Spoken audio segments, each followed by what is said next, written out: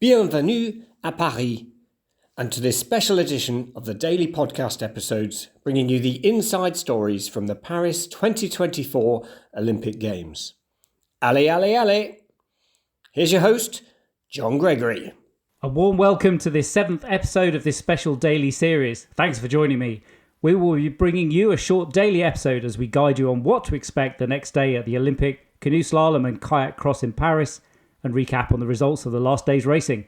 I'm joined by Danielle Woodward from Australia, Lisa Micheler-Jones from Germany, Scott Shipley from the USA and Felix Oschmautz from Austria. Today we have results of the C1 Women's Semifinal and Final and a preview ahead of the K1 Men's Semifinal. Well, that was exciting. In the C1 Women's Semi-Final, the top three remained the same as the heats, with Gabriela Satkova from Czechia ahead of Jess Fox from Australia and Monica Dolia Villarubla from Andorra. Some delighted faces at the finish line as Elena Lilich from Germany, Anna Sassler from Brazil and others secured their place in the final. Germany's Elena Lilich's run in the final was outstanding, precise and almost artistic, and it looked close to the perfect run. But was it good enough for gold? Defending Olympic champion from Tokyo, Jess Fox looked cool, calm and collected, even poker-faced at the start. We anticipated she at least knew that there was a sensational run and time to beat. The run wasn't perfect by Miriam standards, yet Jess finished seconds faster. A touch on a gate was added after she finished, yet it made no difference. Jess is too modest to say, yet she has eclipsed the Olympic canoe slalom successes of Tony Estanguet, Pavel and Peter Hochschorder and Mikael Martikan. That's outstanding. In our 4th episode, Australia's Olympic medalist Danielle Woodward shared her motivation for coming to Paris. Yesterday, she had the privilege of awarding Jess with her second Olympic gold medal of the Games. I have been contemplating what Jess Fox will do in her next event, being the women's C1 race. It's been an interesting time because now she's the Olympic champion in K1 and she comes from a different space that she's been in before, and I think it is going to make her incredibly difficult to beat now that she has the elusive gold medal for kayak. What a race for Jess Fox and for all the other women paddling in C1 today. She dominated the race and not only showed her level of ability, but when she's under pressure, the capability that she has to put down not only a good one but run, but a great run. And watching her today was just pure magic. I was given the honour also of presenting her medal to her and to a second and third place getters today, which was just an absolute joy. Having been the first slalom canoeist in Australia to win a medal and having to be the first female to win a medal, an Olympic medal in canoeing back in 1992. We've won several silver medals but never a gold medal. And then to be able to give Jess her medal and her certificate, I think comes full circle with, the foundations that we built so many years ago to the superstar status that we have. And it shows too that it doesn't have to be a big country. You just have to have the right people, the right coaching, the right facilities and talented athletes. And I think that we've been very lucky to have Jess, and I think she is such a wonderful person for our sport. I really look forward to what she's going to do now that she is the greatest athlete that Australia has produced in winning the most individual medals at consecutive Olympic Games. So I'm just awestruck at the moment, and I'll remain awestruck for some time yet, I believe. And I know a little bit of what's in for Jess on a tiny level, but her abilities to do well for the sport, for her country, and for the sporting movement is uncharted waters. So well done, Jess. That was Danielle Woodward. She represented Australia at the Olympics in Barcelona and Atlanta. She talked to us from Paris, France. Next, German Olympic champion Lisa Micheler-Jones shared her insights too. Wow, it's amazing performance from Elena. She did a really perfect run, good line, very concentrated, focused on the gates, pushed all through, smooth paddling. Yeah, it's very, very good run. And then obviously this time, and then I thought like, okay, this must be at least the gold medal till Jess comes, and then Jess comes and she just tops this run with another 4 seconds. And yeah, it's 2 good runs down the course. And I'm a bit sad about Gabriela Satkova because obviously she had a good 2 races and then she didn't pull it through. But yeah, this is the sport. This is the Olympics, and you perform on the final exactly on the point.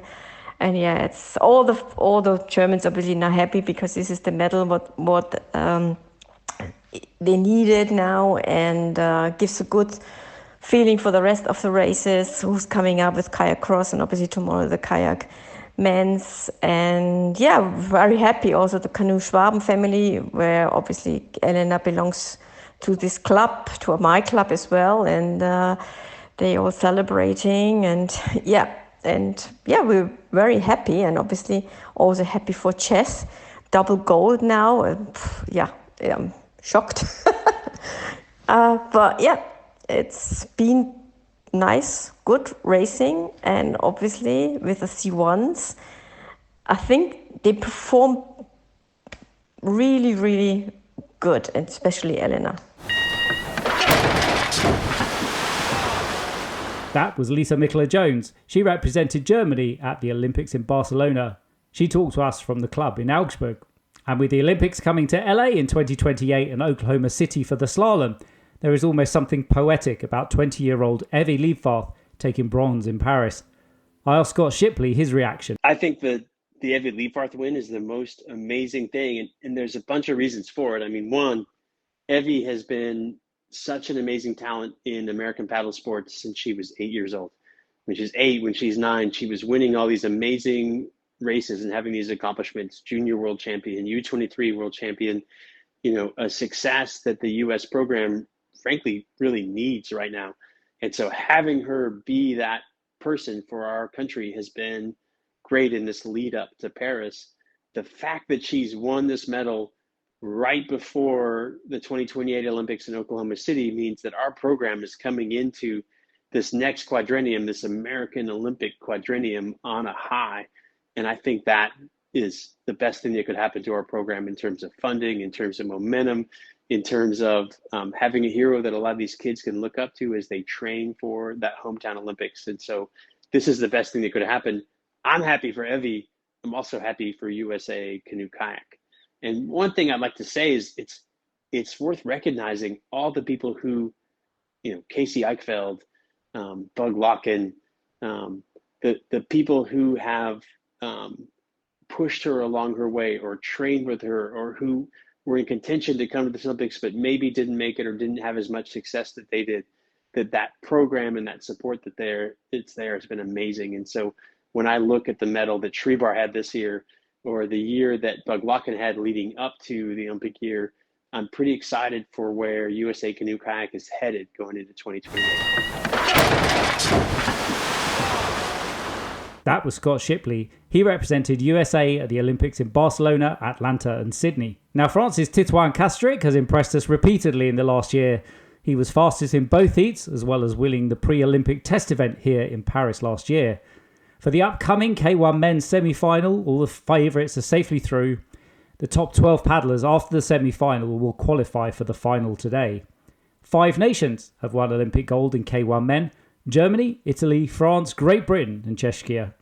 Through our last episodes, we have heard from Danielle Momenti, Julien Biot, Helen Darby-Dowman and others predicting a super tight K1 Men final. But how much will the paddlers risk to win a medal? Can world number 1, Jiří Priskovic from Czechia, win back-to-back K1 Men titles? Can Rio Olympic champion and reigning world champion Joe Clark take a second gold? Will the smooth efficiency of Peter Kauser from Slovenia prevail again? Or will gold go to one of several capable paddlers, including Giovanni Giardinero, Felix Oschmautz or others? Here's a message yesterday from Felix Oschmautz ahead of the semi-final. Yeah, I'm really looking forward to the semi-finals tomorrow at the Olympic canoe slalom race. The atmosphere during the heats was already so good and it was such an experience. I hope to improve my racing tomorrow a little bit, step my game up from what I have been doing in the heats and see whether it's going to be enough to be in the final. Anyways, I'm going to try my best and enjoy the run tomorrow.